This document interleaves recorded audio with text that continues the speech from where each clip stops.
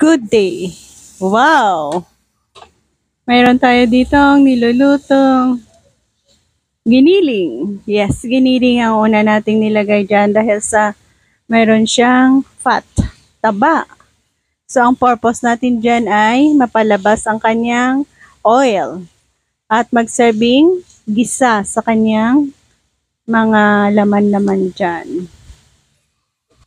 Yan, pinili natin or pinalagyan natin talaga yan ng fat.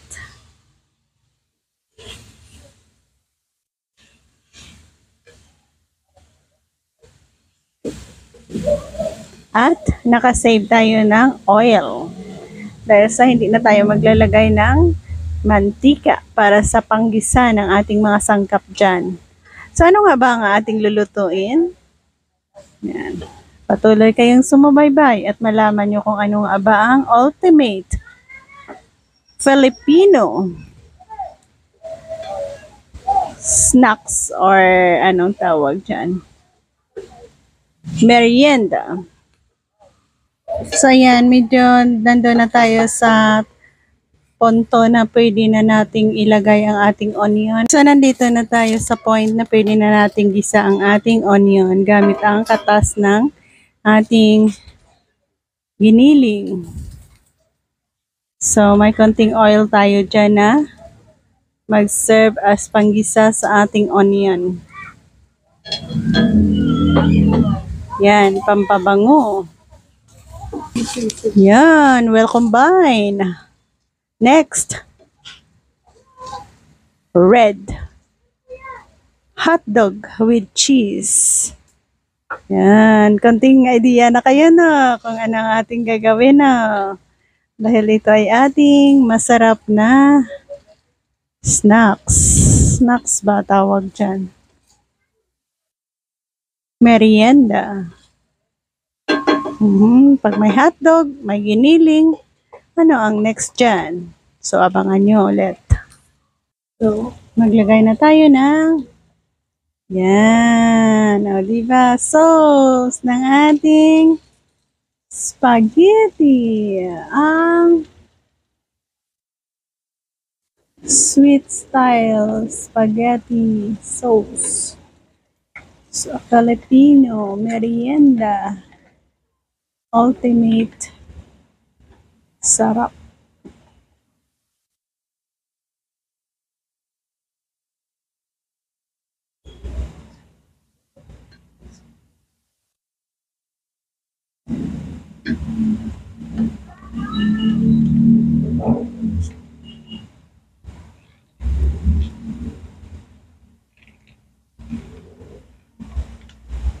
So, hindi ito sponsor ng Royal Sauce Spaghetti, pero gusto kong ipakita sa inyo kung ano ang brand ng aming ginamit. Kasi ito yung Uy, wag!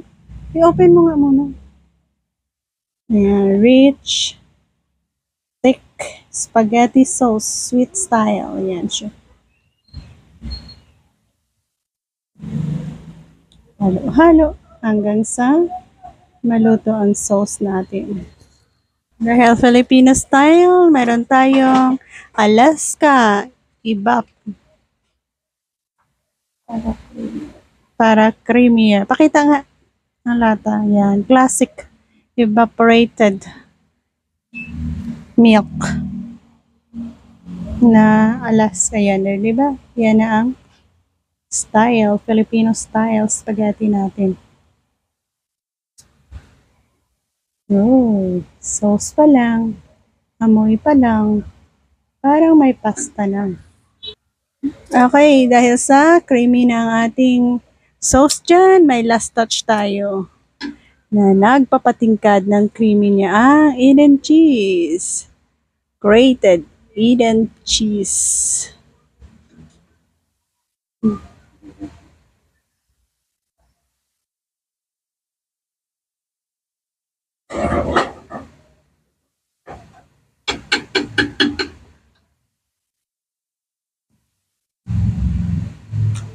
Konti lang muna ang nilagay natin. Dahil mix natin dyan. Ang remaining ay i-toppings natin mamaya.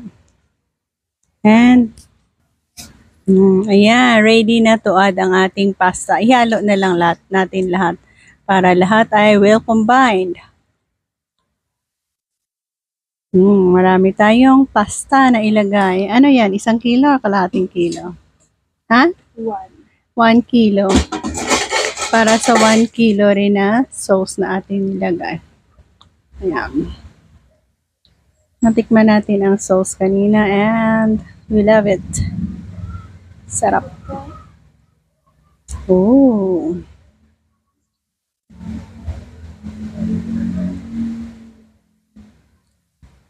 Wow. Saglit, wag mo iubos. Ano yung buli yan? Ika-sauce sa sulod.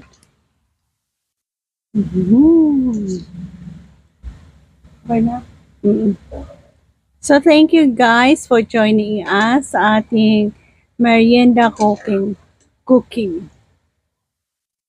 And that's all for today. Happy eating kami dito guys. Salamat sa inyong lahat. Bye-bye!